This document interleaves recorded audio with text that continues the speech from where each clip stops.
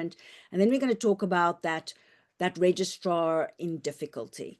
So there's been different terms for the registrar in difficulty. We've gotten away, we don't say problem resident anymore. This is from an internal medicine paper from 2001. But the definition there is still quite useful. So it's a resident with a performance deficiency in at least one domain that is not corrected after an intervention. And this is usually now a sort of a, called in and sorting something out. Because the reality is, if somebody's specializing for 4 or 5 years, it's a very good chance that at some points the wheels are going to fall off. So maybe just, and I'm actually going to ask people just to unmute and speak, and let's see how that works. We're a small enough group, but if you just want to shout out kinds of things that are, when you've got somebody where you think, oh, this registrar, I don't know, the kinds of symptoms that might show us that a registrar is in difficulty or that you're having challenges with a registrar, please just unmute and shout out. Let's see how that works. Maybe I'll do a mind map slide next time. They say they don't speak lots. It's just quiet. Yeah, short answers when you engage with them. Quiet, yes. Limited eye contact. Very good. Thank you. Excellent. They're not getting through the work they need to get done. Excellent. So they're not, so they just, very good. Nice. You find that they're quite defensive. When asked, they always so defensive about everything. They want to take responsibility. They don't want to own up to anything or omissions. Yeah. So it's not their fault. It's always somebody else's fault. Absolutely. Absolutely. Yeah. They don't know what they don't know. Okay. They don't know what they don't know. Yeah. Milind? Sorry, you stole my words, but but there is always somebody else to blame. Yes. And they are never wrong, and there's total lack of insight, so they don't behave as per the seniority in the work experience, or somebody was a medical officer, then junior registrar, senior registrar, so their capabilities, understanding is not equivalent to their seniority. And also, unfortunately, we have seen some lying, forgery, and manipulative behavior. So unfortunately, these are human nature, and our workplace is not immune to it. Then it becomes a real problem how to manage such a type of junior or a registrar. Thank you. Thank you very much. Great. So let's see what the literature tells us. Late. Yes. Late, yes. So if we look at what the literature tells us, matter of fact, that's the first one that comes up, is the disappearing act. They're either late or, it's 2 PM and suddenly you don't know where they've gone. And when you try and call them, they're not answering the phone. We've had guys who do not show up. We had a guy who didn't show up for his call on Christmas Day. And then when you call them in for a meeting to discuss it, they don't show up for that. So the low work rate was mentioned as well. So just not getting the job done, or not seeing nearly as many patients as anybody else, or their portfolios are just much emptier than everybody else. Actual rage, being grumpy or irritable at work. Rigidity, so this is the thing of being inflexible and refusing to listen to other people. Bypass syndrome, I think, is also one of those things that it's not always so obvious, but what happens is people know is that's the person you don't ask. So if you've got a question, you'll walk to the other department if you have to go and ask a question, but you avoid actually seeking help from that person. Insight failure is probably one of the biggest problems. You can almost help. Mostly people don't get into difficulty if they're able to understand that they are in difficulty and what the difficulty is. But as soon as they believe it's everybody else that's at fault, then you're going to struggle. Then they're usually the ones who start getting stuck. And then if their behavior actually becomes bullying and harassment of other people in the department. So if you look at that list, actually, most of those are issues of what we would call professionalism. So this is one definition of professionalism, designed as serving the interest of the patient above one's own interest. And so you have these aspiring to altruism, and you have these lovely terms: accountability, excellence, duty, service, honor, integrity, which Milind was talking about when that's lacking, respect for others. And you can see now from the framework we were talking about earlier, these are the kinds of qualities that is available when you are in executive mode. And quite often our residents in difficulties in some sort of crisis for whatever reason. Sometimes it's not even necessarily to do with what's happening in your department. And there might be things in their working environment that's contributing to them being in crisis. And they sort of they're constantly living on that survival level. And you're seeing all of those behaviors coming to the fore. So the problem is we don't actually know how to teach professionalism. So this, I'll let you know in 4 years if we come up with anything useful. But we do know that role modeling actually plays quite a big role. So with Milind was saying as well, if you want your juniors to be acting respectful, you actually need to create a department where everybody treats each other with respect. And so as seniors, we do carry quite a big responsibility in what do we model to them. So this is quite important also from the study that we're looking at from 2016, where most registrars in difficulty is picked up by a supervisor, usually directly observing that things are not good, or something goes wrong. So there's a massive adverse event, and now we have to meet and we realize, oh dear, this guy's been doing this or that. But what's very important, it's very uncommon actually for them to come forward and say, listen, I'm in crisis, or I'm not managing, or I'm not getting the job done. And so that puts quite a big responsibility on us, because if we don't pick it up, you might end up only finding it when something goes dreadfully wrong, or you have that registrar that gets to the end of their 4 years or their 5 years, and now the HID has to sign them off, and you're going, I'm not so sure this guy should be a specialist or whatever. So one of the big things of WBA is partly creating an opportunity, and sort of every 6 months there is a review and gives us a possibility to start to intervene in some ways. There's lots of reasons also from that study that might cause it. They talk about behavioral issues. For me, that actually has to do with the way they manage their stress. So somebody who manages their stress by being grumpy with everybody else, or being sarcastic with everybody else, or telling everybody else what they have to do, those are all stress-related responses. So medical conditions, including your mental health disorders, sometimes they're actually struggling with quite bad depression, difficulties in coping with particular stress. So the stress that's happening is just more than they can manage. It might also just be they're far away from home, they don't have much support at home. Professionally, they might be really struggling with that particular kind of job. It's just actually beyond what they can manage. There might be personal things going on at home that's contributing to this. And then substance abuse, I've noticed, is quite a big thing in some of the guys that we've noticed, and very, very difficult to tackle, because that's especially when they'll start lying and bluffing and to cover up those kinds of things. And then some of them just struggle. So they just don't know enough, or they've got particular learning difficulties. It actually makes it much more difficult to learn that particular skill or that knowledge, and they're slightly behind. And because they're behind, they get more stressed, and then that also can feed into it. So the biggest thing that's really understood is that these things need to pick up really, really early. And you want to pick that up early before you get to the point where things get a problem and you've got all the nurses complaining and refusing to work with this person, or you've got some patients that's writing a massive letter of complaint. So ideally, we actually want to start when we normally notice quite early on when somebody's behavior is actually might be problematic. And the evidence shows us actually the majority of trainees are just going through a bad patch. If we give them appropriate support, ultimately they'll become competent clinicians. So we have to be a little bit gracious that people can go through really bad patches and still become very good doctors afterwards. And the key thing with managing a registrar in difficulty is actually the relationship. So your interpersonal skills and your relationship with registrar is going to be the biggest thing that will have an impact. And with that, obviously, I mean a good trusting relationship with that registrar. So here's a little bit of a question is of how soon do you have to intervene? Sometimes also people need to be given a little bit of space to struggle. But you need to be able, and one of the ways of looking at it is looking at doing some sort of risk assessment, at least in your own head. And the first thing is, of course, patient safety. Is this particular difficulty actually going to put patients at risk? But trainee safety is also very important. So we've had an intern at one of our facilities who was actually on call, and then when people didn't show up and when they went to look for him, they discovered that he'd committed suicide. That kind of thing is devastating.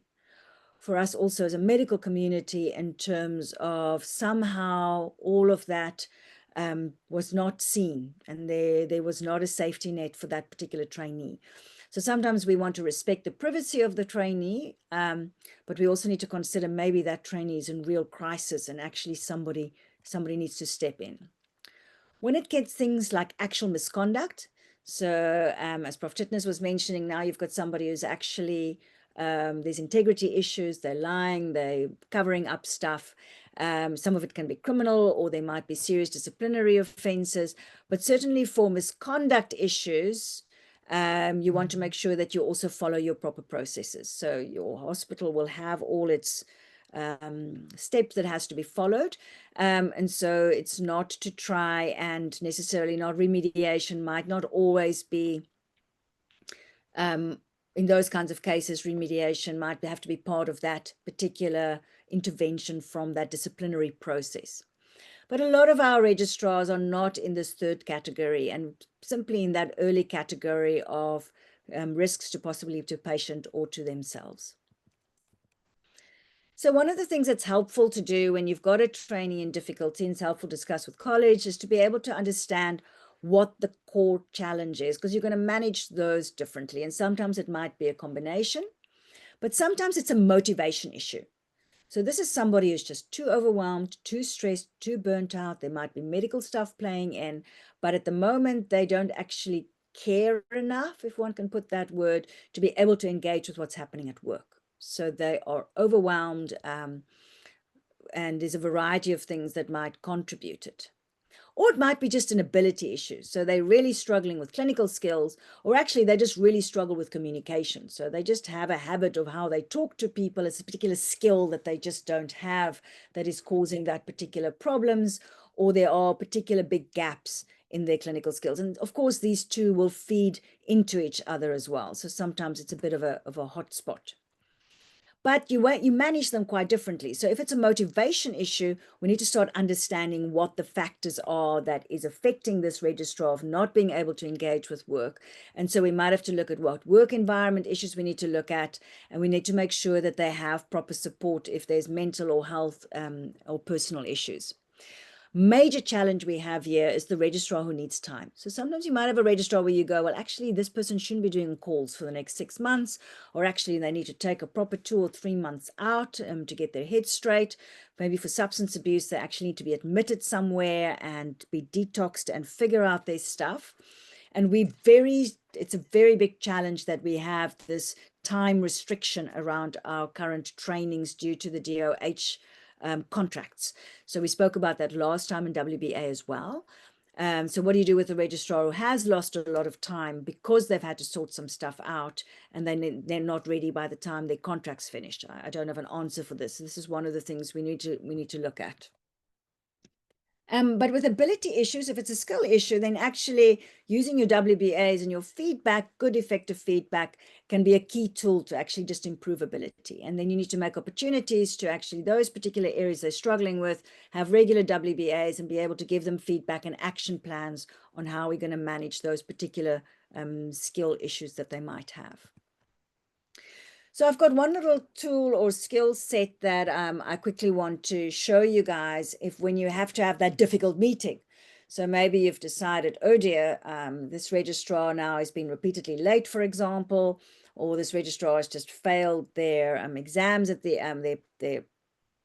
I think the family medicine, we examine them every year, but at WUSU, but some of you might not have an exam, but maybe they've gone on a particular training or course, but there's some sort of outcome that needs to be discussed. It's time to now call them in for a meeting.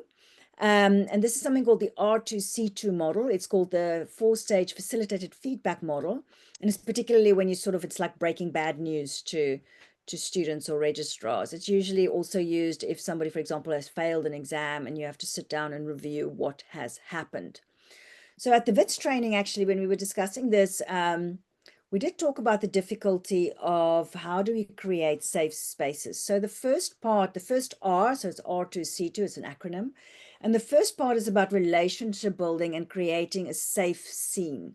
And the challenge here is that I think most of us have had the experience, if you're going to have, especially those ones that's not got much insight, or the ones who are defensive, you normally want to have at least 1 or 2 colleagues in that room. So usually you 2 or 3 consultants potentially calling in this registrar. And then from a power point of view, that's potentially problematic. But it's also difficult in terms of who, if you wanted to ask, the registrar can be allowed to bring somebody in, but quite often the registrars are not necessarily going to want to bring in a colleague or a friend in a scenario where they're going through this is not even disciplinary, this is sort of remediation level. So that's something we can discuss in a minute, and just to give it some thought. But you certainly want to at the beginning, make them feel safe. And one of the ways of doing that is, usually we feel unsafe if we don't know what's going to happen to me right now, or how is this person going to treat me, and what's going to happen when I leave this meeting. So it's helpful to be able to address those 2 issues in the beginning and saying, listen, we are here to help and support you. And you're not going to get kicked out of the program or anything like that. We're going to actually help get you onto we want you to be able to qualify as a successful specialist in the specialty, and that's the aim of this meeting. So that creates some safety in terms of the expectation of what's going to happen. The next thing is, let the registrar do all the talking. So normally the registrar, even if they're lying through their teeth, needs to be given an opportunity on their views of what's happened, and they can bring their whole stories of this and that and this way. And you want to be able to properly listen and being able to actually have elicited their views. So you start off with what the registrar knows.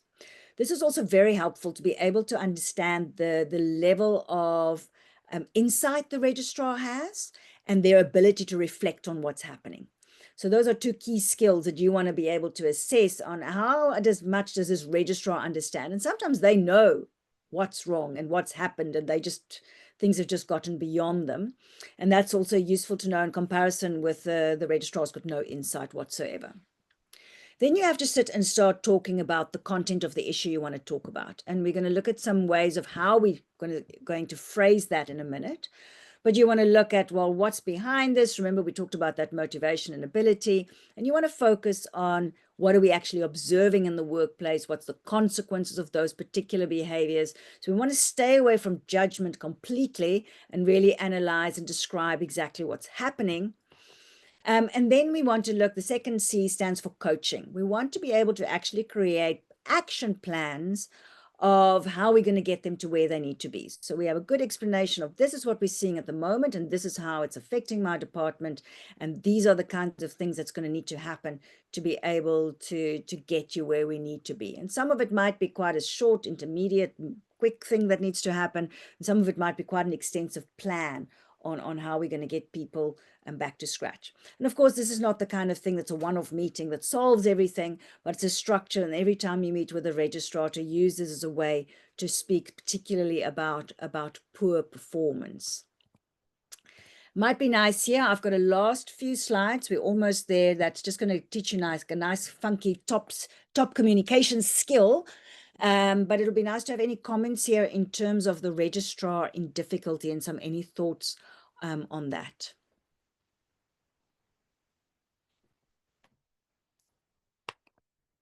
Yes, Bayanda, please go ahead. Hi, I find that yeah, I think this is something that that we've struggled with, and thank you so much for the tips and the suggestions, because I'm going to put that into practice. But I find that sometimes the biggest challenge is avoidance, in that you really struggle to pin down somebody who's struggling, because you said that often they don't come forward and say, I have a problem, but everybody else can see that they have a problem. And so even though you do want to discuss and create an environment in which they feel open to share what the challenge is, I've just found an experience in that it's creating that moment and setting the scene is often the most difficult thing. And yeah, very, very important. So it's also this especially as you say, and sometimes it's kind of difficult to say to somebody, listen, we're worried about your integrity. Like, how do you bring that up as a topic kind of a thing? One of the things, and we spoke about this at the WBA session as well, is the multi-source feedback tool. So in the multi-source feedback tools that the whole team gives feedback. So you have a habit that everybody gets done to everybody, so you don't single people out.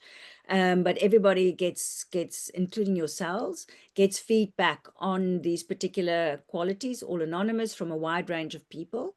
And now if you've got a wide lot of feedback around reliability, for example, because everybody notices they're never around, then it's easier. And again, every 6 months, we're meeting with all our registrars anyway. So part of your feedback will be on all the stuff that's working well. And then you can say, listen, we've picked up some concerns. And I think it's helpful if we have this framework about stress behaviors. So rather than blaming the person of, oh, you have poor integrity or you're unreliable, to say, listen, we can see your stress and it's affecting your behavior in this way. That we've noticed that you're not coming to work when you're supposed to work. We've noticed that you're covering up stuff when things go wrong because you don't know how to communicate that. So taking a little bit the blame of the personality of a trait away from the person and start looking at how they are managing these behaviors. But sometimes you need some sort of objective way of opening the conversation. And that might be a potential tool. Milind, yes. Madeline, this is an extremely difficult situation to handle. And Yes. we faced with such a situation 2 or 3 years ago. Okay. Luckily, the person was in a medical officer post with a T number. So we could pause the registrar post for a year and then we restarted it. But I agree with your anxiety that now the new registrars are getting fixed term contracts. So if somebody needs to be given a time out, time off, then we don't know what's going to happen to their employment when their time is finished.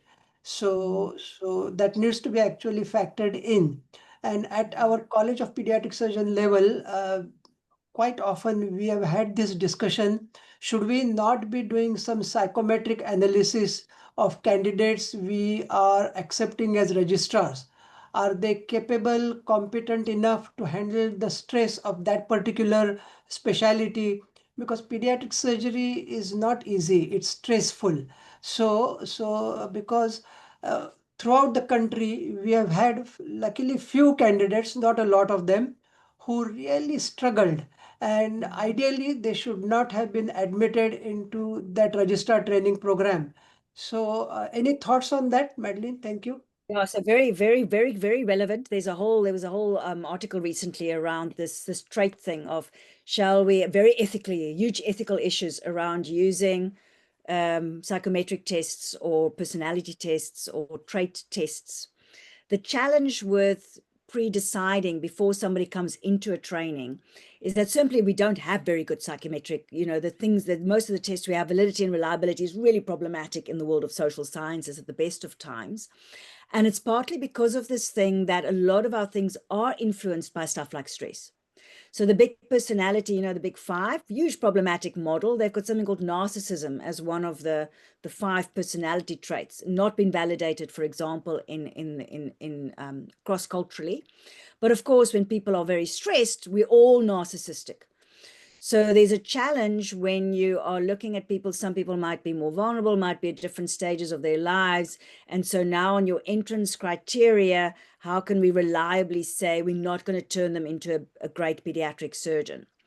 So the debate is, and I don't have an answer to this, and this is one of the things I will study, is how much of these qualities can we train?